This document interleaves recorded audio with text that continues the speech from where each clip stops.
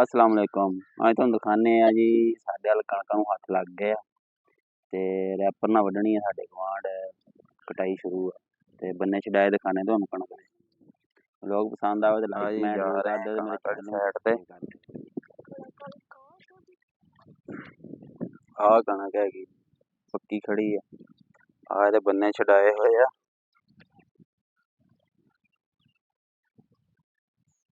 है गिल्ली आ मुद्दों ही रही तकरीबन।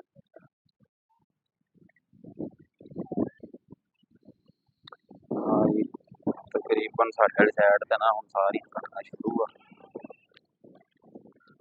ये देखने नूं लगदी कि हुणे ही टुटदी पई पर है हजे चीड़ी जी। तकरीबन इधर भी पक्कियां खड़ियां सारियां। आ बाग वाली हैगी, आ जिहड़ी है तकरीबन हरी देख सकदे तुसीं।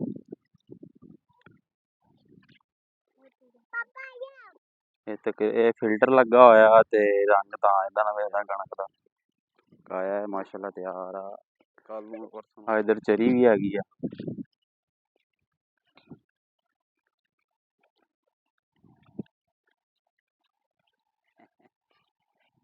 ਇਧਰ ਵੇਖ ਉਹ ਤੁਹਾਡੀ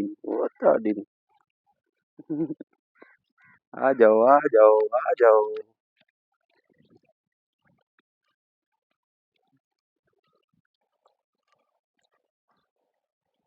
ਜੇ ਸਾਡੀ ਇਹ ਨਿੱਕੀ ਜਿਹੀ ਵੀਡੀਓ ਪਸੰਦ ਆਵੇ ਤਾਂ ਲਾਈਕ ਕਮੈਂਟ ਜ਼ਰੂਰ ਕਰ ਦਿਓ ਤੇ ਚੈਨਲ ਨੂੰ ਸਬਸਕ੍ਰਾਈਬ ਕਰ ਦਿਓ। ਤੁਹਾਨੂੰ ਇਸ ਤੋਂ ਬਾਅਦ ਲੂਸਣ ਦੇ ਪੱਠੇ ਵੀ ਦਿਖਾਉਂਦੇ ਹਾਂ ਜੀ।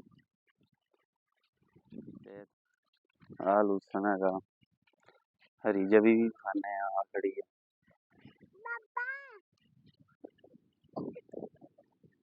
ਆ ਚੈੱਕ ਕਰੋ।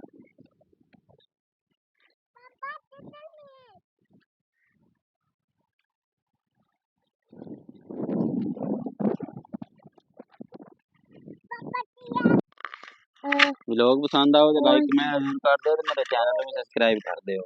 ओके मुरवा इधर देखो, बैल वाल देखो।